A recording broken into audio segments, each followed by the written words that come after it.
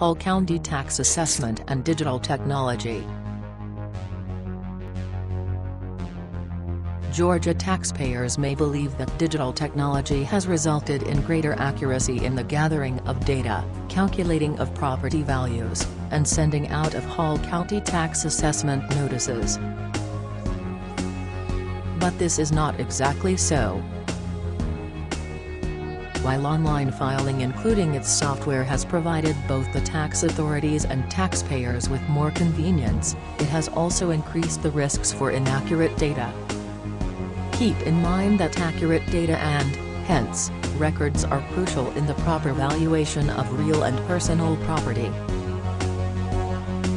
Even a relatively small error in the data can result in unfairly high assessments and taxes. Starts at purchase.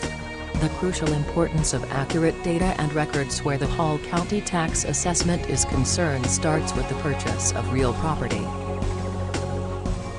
All property owners are required by Georgia law to report their real estate transactions on the PT-61 form and file the form online with the clerk of the county superior court. This task is often completed by the closing attorney. The PT-61 form is then sent to the county tax assessor, who will then use the sales data in the determination of the property's tax assessment. Mistakes in the declaration of the sales value, in entering the sales value into the system, and even in the complete name of the owner can result in errors on the Hall County tax assessment later. Again, online filing may provide for convenience, but mistakes can still be made. Vigilance is a must. Taxpayers should be vigilant about the information entered into the official forms, including the PT-61. There are several errors that can be made during the inputs, such as: first, improper allocation between personal and real property as well as between tangible and intangible property. Tax assessors are required by law to exclude the value of intangible assets from tangible assets, including real property. Otherwise, the real property will be subject to inflated tax valuations and, thus, an increased Hall County tax assessment. Second, no allocation of the individual components in an aggregate purchase, especially for business transactions.